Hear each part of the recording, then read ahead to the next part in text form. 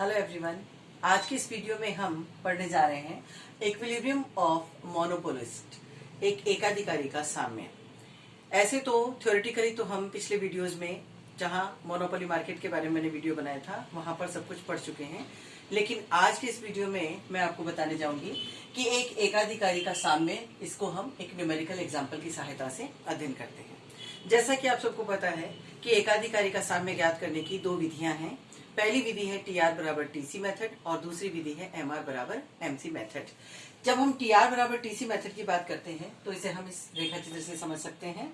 इस डायग्राम में जैसा कि आपको दिखाई दे रहा है कि ये टीसी वक्र है यानी टोटल कॉस्ट कर्व है, और ये टीआर कर्व है, ये टोटल रेवेन्यू को बता रहा है। जहां पर टीआर वक्र टीसी वक्र को काटता है वो दोनों बिंदु साम्य के बिंदु हैं। इन दोनों के बीच में जो स्पेस आपको दिखाई दे रहा है, ये स्पेस जो है यह एक एकाधिकारी के लाभ के बारे में बताता है। इस पोर्शन के इधर यानी लेफ्ट साइड और राइट साइड दोनों तरफ अगर हम ध्यान दें तो आपको दिखाई देगा कि इस स्थिति में एक एकाधिकारी की का जो टोटल रेवेन्यू है और जो टोटल कॉस्ट है उसकी स्थिति अगर आप देखें ध्यान से तो टोटल कॉस्ट तो ज्यादा आ रही है और टोटल रेवेन्यू कम है, यानी यहाँ पर एक एकाधिकारी को हानि की प्राप्ति हो रही है। सेम कंडीशन यहाँ पर भी है कि टीसी वक्र ऊपर है, टीआर वक्र नीचे है, यानी ये पोर्शन भी लॉस की स्थिति को बता रहा है। तो एक एकाधिकारी को जो प्रॉफिट प्राप्त हो रहा है वह इस ए और बी बिंदु के बीच में प्राप्त हो रहा है। ए और बी बिंदु के बीच का जो स्पेस है यह एक एकाधिकारी के प्रॉफिट के बारे में बताता है, क्योंकि इस दूरी में एक एकाधिकारी का टोटल रेवेन्यू अधिक है जबकि टोटल कॉस्ट कम है। एक एकाधिकारी को सर्वाधिक लाभ कहां प्राप्त होता है, इसे पता करने के लिए हम देखेंगे कि टीआर और टीसी वक्र के बीच में जहां अधिकतम दूरी होती है उस स्थान पर एक एकाधिकारी के लाभ की मात्रा अधिकतम होती है।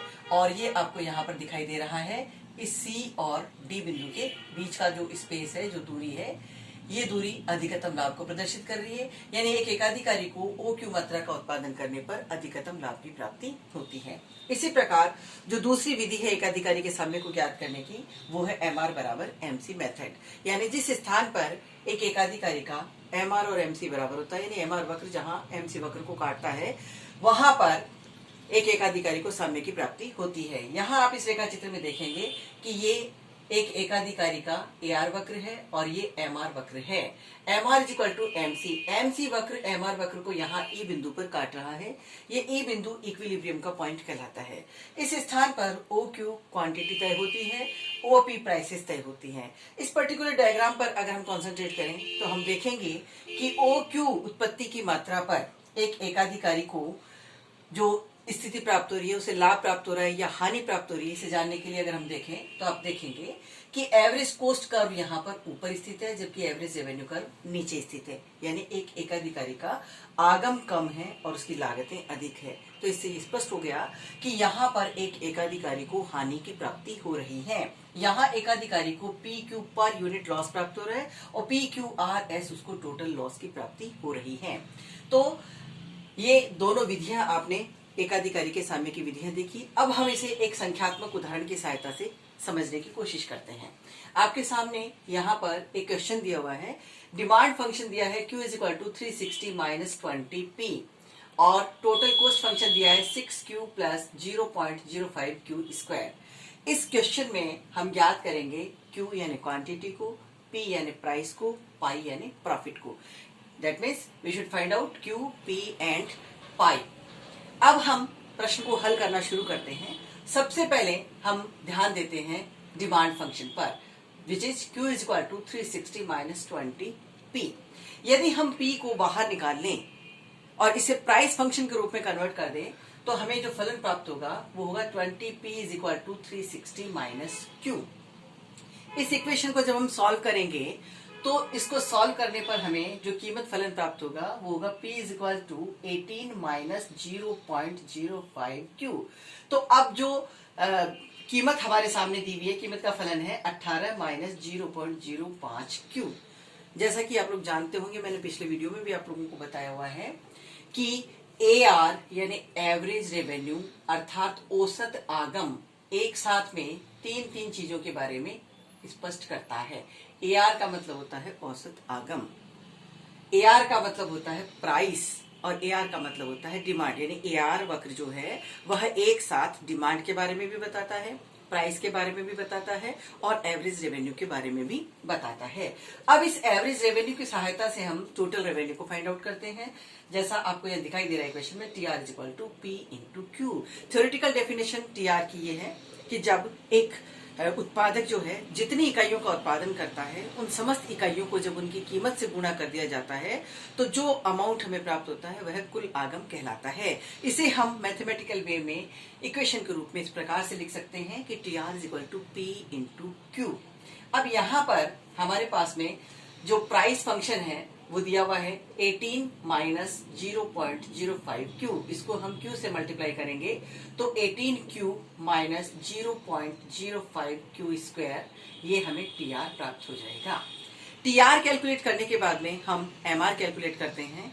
जैसा कि आप सब जानते होंगे कि TR से MR पर जाने के लिए हम डिफरेंशियल कैलकुलस मेथड को यहाँ पर अप्लाई करेंगे और आपको पता होगा कि first derivative of any total function is called marginal, यानी we should differentiate this TR function. हम इस फलन को डिफरेंशिएट करते हैं तो हमें डिफरेंशिएट करने पर जो इक्वेशन प्राप्त होती है वो है MR is equal to delta TR upon delta Q या DTR by DQ is equal to 18 minus 0.1 Q.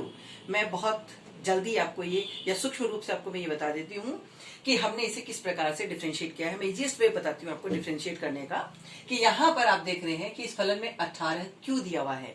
इस क्यू की power into base power minus 1। यहाँ क्यू की पावर कुछ भी नहीं दी है, दैट मीन्स पावर कितनी है 1। पावर इंटू बेस है 18, हमने 1 को 18 से मल्टीप्लाई किया, फिर पावर माइनस 1 यानी 1 माइनस 1 तो पावर हो गई 0।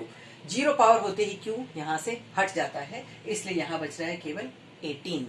फिर ये हो गया माइनस का साइन, फिर है 0.05 क्यू स्क्वायर। अब हम इसको डिफरेंशिएट करते हैं। पावर इंटू बेस, पावर है यहाँ 2 और बेस है 0.05। हम 0.05 को 2 से मल्टीप्लाई करते हैं तो हमें प्राप्त होता है 0.01। फिर पावर माइनस 1 यानी पावर कितनी है 2 में से हमने जब माइनस 1 किया तो 1 बच गया। 1 मीन्स केवल क्यू की पावर जब 1 होती है तो 1 पावर लगाने की आवश्यकता नहीं होती है। क्यू लिखा है, इसका मतलब अंडरस्टूड है कि यहाँ पर क्यू की पावर 1 है। तो इसे इस TR फंक्शन को डिफरेंशिएट करने पर हमें जो फलन प्राप्त हुआ है वो है 18 माइनस 0.1 क्यू। ये TR फंक्शन है और ये MR फंक्शन है। इसके बाद हम आगे बढ़ते हैं। हमारे पास में TC फंक्शन जो कि क्वेश्चन में ऑलरेडी दिया हुआ है 6Q प्लस 0.05 क्यू स्क्वायर। अब हम TC से MC पे जाएंगे। इसका मतलब कि हमें दोबारा वही काम करना है, हमें टोटल कॉस्ट फंक्शन को डिफरेंशिएट करना है। किस लिए करना है? क्योंकि हमें मार्जिनल कॉस्ट ज्ञात करनी है। और जैसा अभी मैंने आपको बताया कि first derivative of any total function is called marginal. Total cost function को जब हम डिफरेंशिएट करेंगे तो हमें मार्जिनल वैल्यूज प्राप्त हो जाएगी। हम फिर वही प्रक्रिया दोहराते हैं। यहाँ 6Q है, Q की पावर 1 है, पावर इंटू बेस यानी 1 इंटू 6, क्या बच गया 6। Q की पावर यहाँ 1 है, पावर माइनस 1 मीन्स पावर हो गई 0 तो Q यहाँ से हट गया, इसलिए अकेला 6 बच जाता है। फिर प्लस का साइन है, ये प्लस का साइन आ गया। फिर 0.05 क्यू स्क्वायर, यहाँ पावर है 2, पावर इंटू बेस यानी बेस कितना है 0.05। 0.05 को जब आप 2 से मल्टीप्लाई करेंगे तो आपको प्राप्त होगा 0.1। फिर पावर माइनस 1, पावर कितनी है 2 में से माइनस किया 1 तो 1 बच गया। 1 को लिखने की आवश्यकता नहीं है, इसलिए यहाँ केवल Q लिखा गया है। तो 6 प्लस 0.1 Q ये आ जाता है MC। अब हम जो MR बराबर MC मेथड है इक्विलिब्रियम को ज्ञात करने का, उसे अप्लाई करते हैं। MR is equal to MC। इसके लिए हम MR फंक्शन को लेते हैं पहले। MR जिसे हमने TR को डिफरेंशिएट करके प्राप्त किया था यानी 18 माइनस 0.1 Q, दिस इक्वेशन। इसके बाद बराबर MC जो आपने अभी भी ज्ञात की है 6 प्लस 0.1 Q। इस पूरी इक्वेशन को जब हम सॉल्व करते हैं तो सॉल्व करने पर हमें वैल्यू मिलती है 60।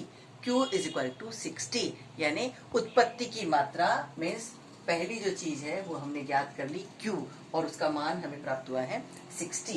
इसके बाद में सेकंड नंबर पर हम कैलकुलेट करेंगे P यानी प्राइस को। P को फाइंड आउट करने के लिए हम प्राइस फंक्शन को देखेंगे। ये P बराबर 18 माइनस 0.05 Q दिया हुआ है। अब हमें जो Q का मान प्राप्त हुआ है, इस Q के मान को हम इस फलन में रख देते हैं Q की जगह पे। जब Q की जगह Q का मान 60 रख दिया जाता है तो इस संपूर्ण समीकरण को हल करने पर जो मान प्राप्त होता है वह है 15, यानी प्राइस है 15। क्वांटिटी हमने फाइंड आउट की 60, प्राइस हमने फाइंड आउट की 15।